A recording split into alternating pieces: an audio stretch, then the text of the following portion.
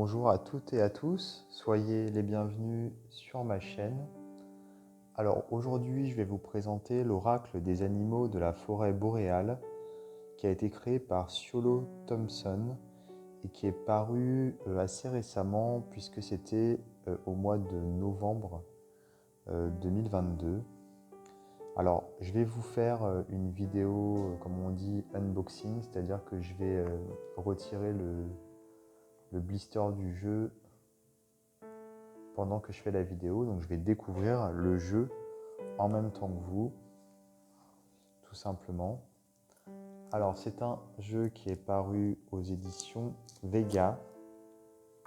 Donc les éditions Vega qui font partie de la maison d'édition Très Daniel.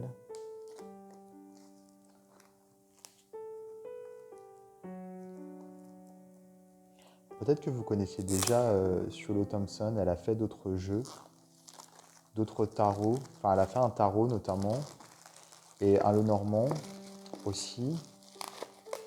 Et il me semble qu'elle a aussi fait un oracle en plus de celui-ci. Je suis pas sûr et certain, mais il me semble en tout cas.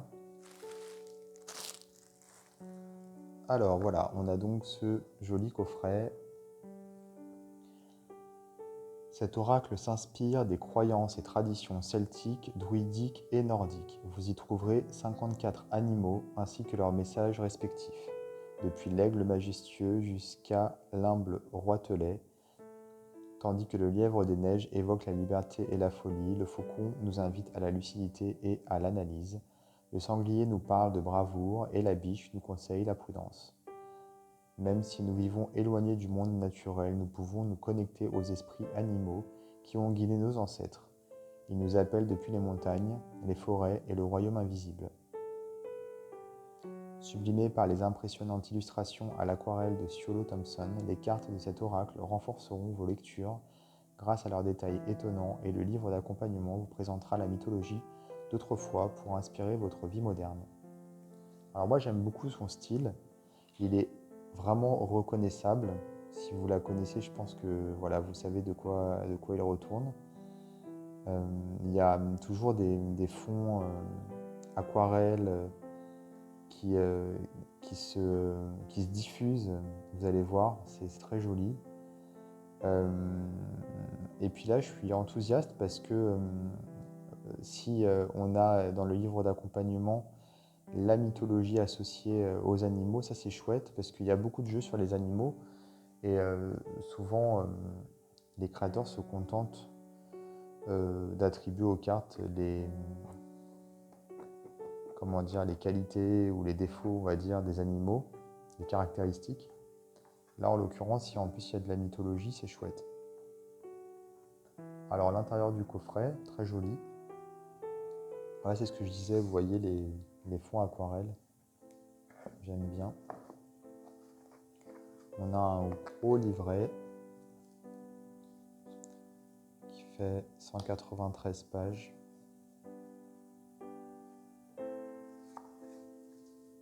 Ici, une autre illustration. Et on a les cartes à l'intérieur d'une petite pochette en satin. Alors, on va regarder déjà le livre. On va découvrir ensemble parce que je connais pas le jeu, donc on va regarder un petit peu. Donc il est question ici d'archétypes vis-à-vis de ces animaux. Donc archétype, je pense que ça doit vous parler si vous êtes déjà comment dire, si vous utilisez déjà le tarot, on parle d'archétype quand il s'agit d'images fortes en fait qui finalement avec lesquelles on vit au quotidien, des symboles quelque part, mais c'est pas le mot symbole n'est pas le bon. C'est Jung qui a comment dire comment dire, c'est Jung qui a lancé ce terme d'archétype, donc le psychiatre. Alors ici on a donc l'introduction, donc ce sont des animaux des pays nordiques qui proviennent des contes et légendes et des coutumes populaires. Enfin, ils proviennent. Les animaux, ils ne proviennent pas des contes populaires, mais en gros, elle fait le lien entre ces animaux et les contes populaires et les légendes nordiques. Donc c'est vraiment orienté sur le paganisme. Donc ça c'est chouette, la sorcellerie, etc.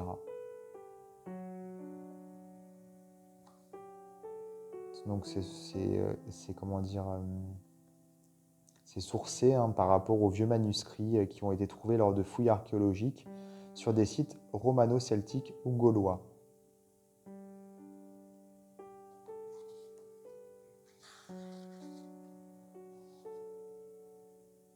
Utilisation des cartes.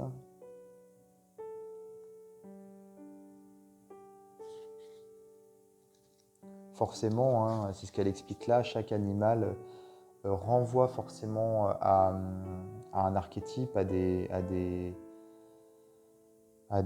comment on dit, voilà, des qualités, des défauts, des caractéristiques spécifiques. Et en plus, dans l'esprit collectif, bien sûr, mais en plus, chacun de nous a également sa propre expérience ou sa propre idée de chaque animal. On ne va pas forcément penser la même chose. Donc c'est vrai que ce qui est chouette, c'est qu'on peut finalement, comment dire, personnaliser son interprétation en fonction de sa propre expérience. Donc sur chaque carte, il y a donc le nom de l'animal et plusieurs mots-clés lui sont associés dans le livre. Voilà. Donc sur la carte, le nom de l'animal, on va regarder tout de suite.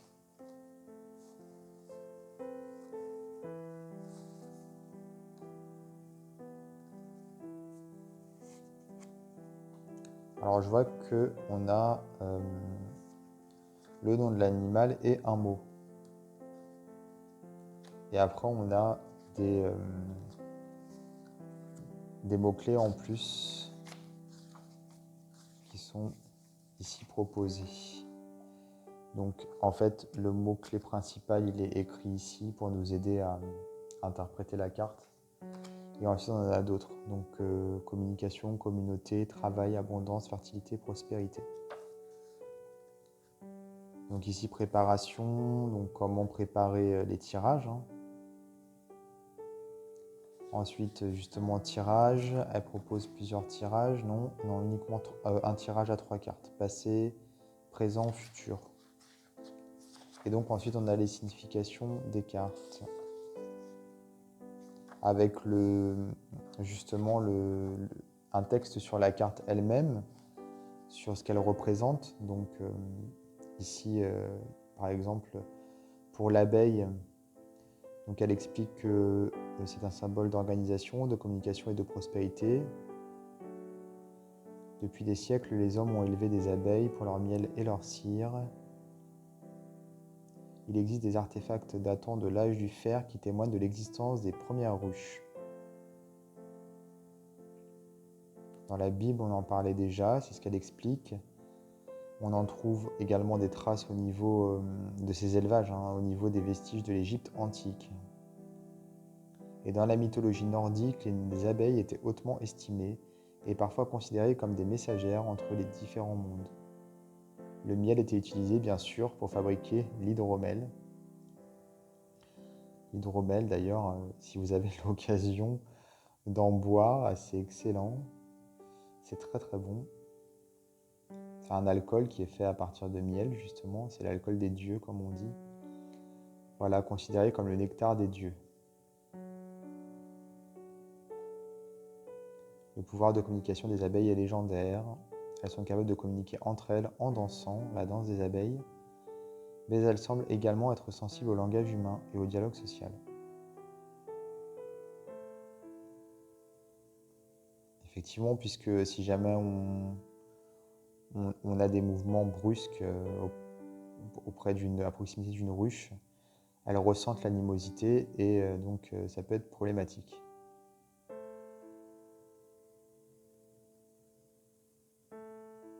Il y a des apiculteurs qui parlent aux abeilles, c'est ce qu'elle explique ici.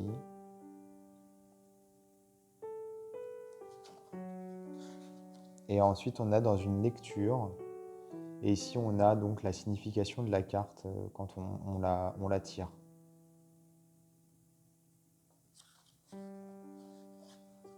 Ensuite, l'aigle. On a un texte un petit peu plus court, mais il est question de la tradition irlandaise ici. Notamment, je vois, donc l'aigle est l'un des animaux les plus vieux au monde, tout comme le corbeau, le merle noir, l'épervier et le taureau, selon la tradition irlandaise. Et il est question également dans la mythologie romaine, l'aigle était une incarnation de Jupiter, le dieu du ciel.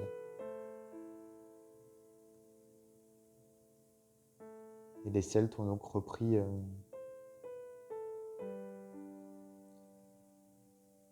apparemment les anciens récits romains ont été repris par les Celtes. Et donc l'aigle devient également un symbole celtique du dieu soleil.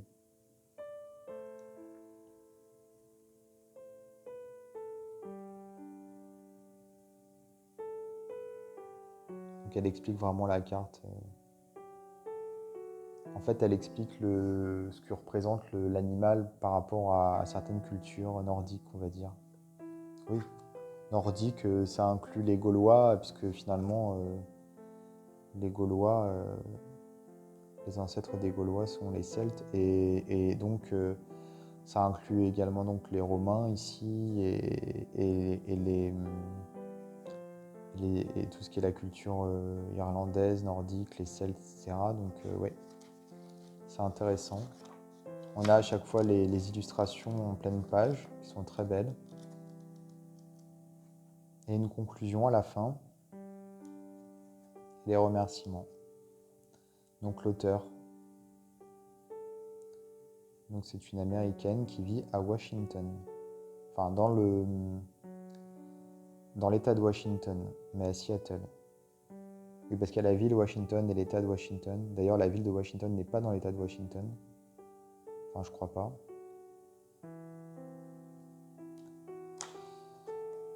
Voilà pour le bouquin. Alors, on va regarder les cartes. Elles ont une taille tarot, je crois. On va comparer. Un petit peu plus large, mais sinon, ouais, en termes de hauteur, ça correspond à un tarot de Marseille. Les tranches argentées, le dos. Voilà. Et donc les illustrations.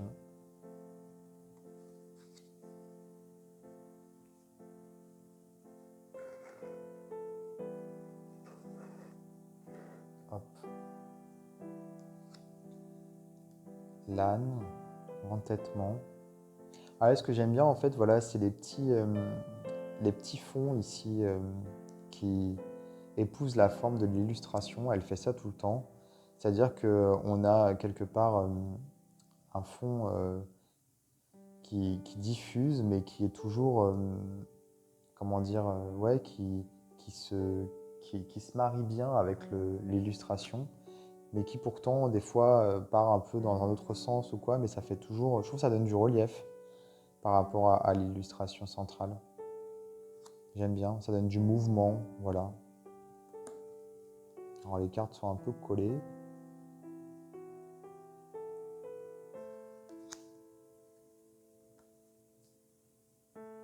Elles sont très jolies.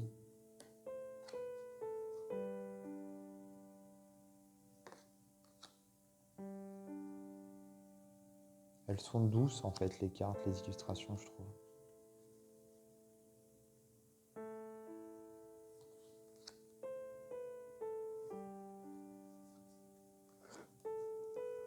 Ah, celle-ci est majestueuse. Elle est vraiment très belle.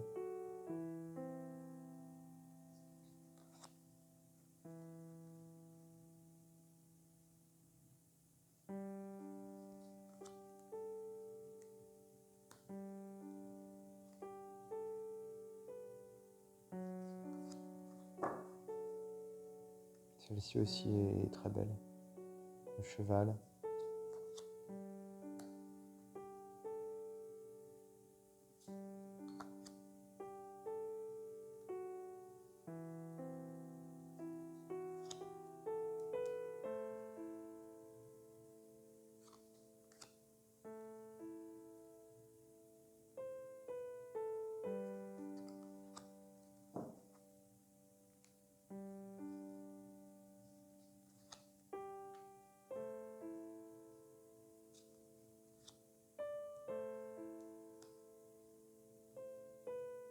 On dirait un cœur. Celle-ci aussi est très jolie.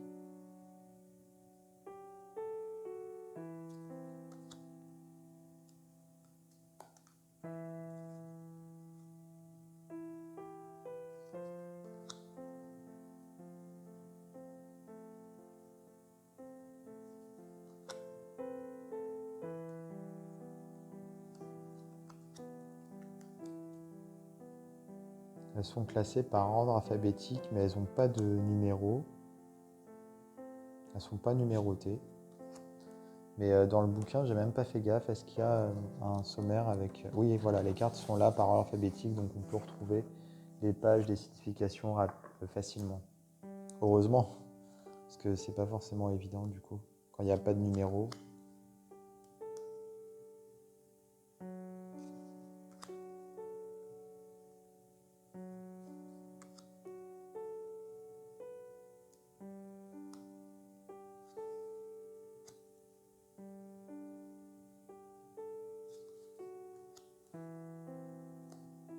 Celle-ci est jolie aussi.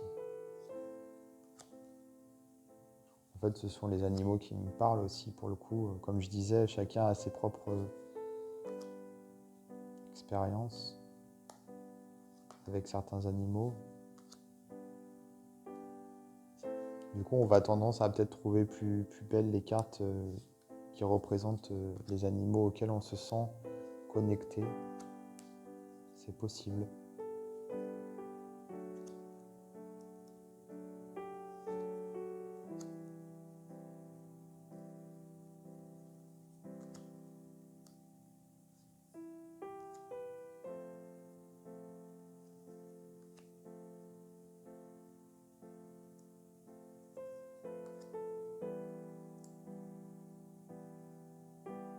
Avec la clé ici qui pend. Il y a beaucoup d'oiseaux pour le coup.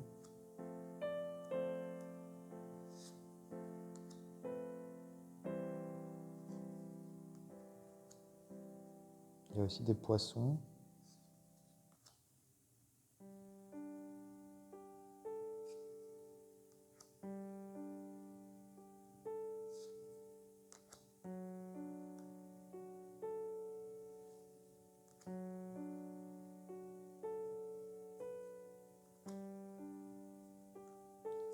Donc voilà pour ce très très beau jeu, l'oracle des animaux de la forêt boréale, donc paru aux éditions Vega. Je vais vous mettre dans la description de ma vidéo un lien vers le site de l'éditeur, comme à chaque fois, enfin quasiment à chaque fois. Comme ça vous permet de vous procurer le jeu plus facilement. Je vous invite à vous abonner à ma chaîne, à activer les notifications si ce n'est pas déjà fait. Et je vous dis à très bientôt pour d'autres vidéos.